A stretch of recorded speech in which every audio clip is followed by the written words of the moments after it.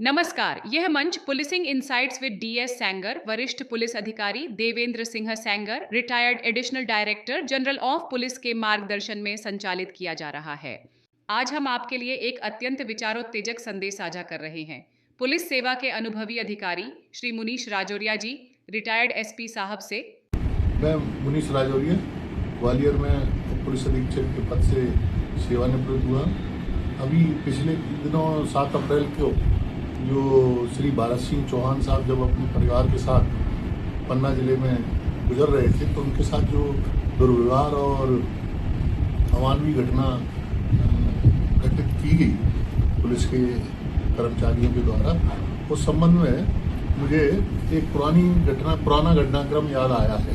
वर्ष 2008 में मैं ग्वालियर में थाना प्रभारी यातायात के पद पर पदस्थ था और यहाँ पर जो चेतकपुरी वाली रोड है जीवारी क्लब वाली, वो सिंगल रोड हुआ करती थी, उसमें डिवाइडर भी नहीं था। शाम को सूचना मिली कि वहाँ पर ट्रैफिक जाम हो रहा है। वहाँ हम लोग स्टाफ सहित गए, पैदल चलते हुए गए तो एक कार में सज्जन को देखा कि वो अपनी लाइन वाली कार के बगल में गाड़ी लगाकर खड़े थे और उनकी वजह से ही पूरा ट्रैफिक जाम हो रहा था।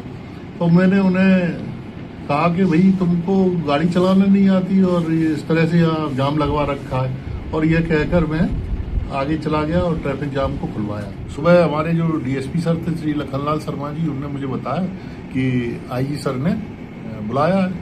हम जो हमारे आईजी सर थे श्री देवेंद्र सिंह सेंगर साहब थे, उनके पास गए। उन्होंने कहा कि आपने कल चेकिंग के जाम खुलवाने के दौरान किसी को कुछ बोला? तो मुझे याद आया, उनका सर साधारण सी बात हुई थी, ज़्यादा तो कोई बात ऐसी बहस हुई नहीं है। उन्होंने कहा नहीं उनको बुरा लगा है, आप उनसे जाकर सॉरी बोल दें।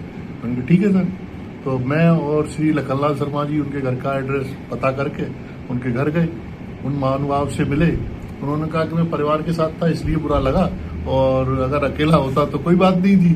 तो आपने कहा सर सॉरी, हम परिवार के सामने आपको माफ़ी मांग लेते हैं। मगर नहीं ऐसी कोई बात नहीं है। फिर उन्होंने हमें चाय पिलाई, नाश्ता कराया, और आज भी जहाँ कहीं मिल जाते हैं तो बड़े अच्छे से मिलते हैं और हमेशा सहयोग करते हैं।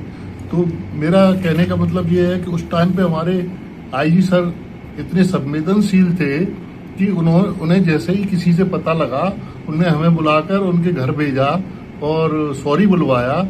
और आजकल जो ये घटनाक्रम देखा श्री चौहान साहब के साथ, वो बड़ा दुखद लगा कि बिल्कुल जानबूझ के इस तरह से बेइज्जत किया जा रहा है।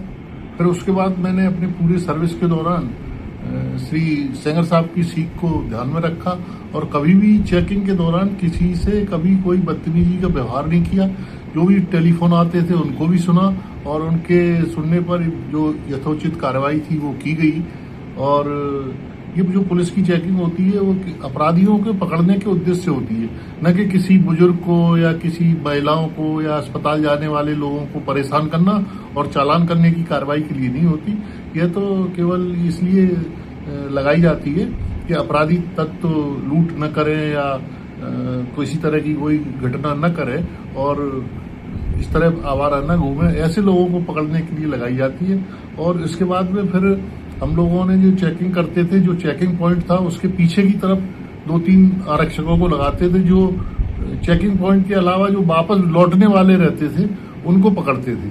तो ऐसे जब पकड़ते थे तो उसमें कई बार बदमाश भी पकड़े जाते थे, चोरी के वाहन भी पकड़े जाते थे, और जो आर्म्स लिए हुए बदमाश रहते थे वो भी पकड़े गए। इस प्रकार मेरा सभी अधिकारी और कर्मचारियों से जो चेकिंग के दौरान चेकिंग करते हैं निवेदन और सुझाव है कि फोन कॉल भी सुने और इस तरह से दुर्व्यवहार करके किसी प्रकार की चेकिंग न करे और केवल अपराधियों को पकड़ने के उद्देश्य से चेकिंग की जाए। इस प्लेटफॉर्म का उद्देश्य सेवारत एवं सेवानिवृत्त पुलिस अधिकारियों के अनुभव, सीख और महत्वपूर्ण घटनाओं को साझा कर युवा अधिकारियों को मार्गदर्शन देना है। यदि आप भी अपने सेवा अनुभव, नेतृत्व से जुड़ी सीख या महत्वपूर्ण प्रसंग साझा करना चाहते हैं, तो 2 से 3 मिनट की वीडियो, ऑडियो या लेख के रूप में श्री देवेंद्र सिंह सेंगर को उनके नंबर 9425074606 पर व्हाट्सएप कर सकते हैं। आपके अनुभव इस मंच के माध्यम से साझा किए जाएंगे, जिससे नई पीढ़ी को दिशा और प्रेरणा मिलेगी। कृपया चैनल को लाइक, सब्सक्राइब और शेयर करें और अपने विचार कमेंट में अवश्य दें। धन्यवाद।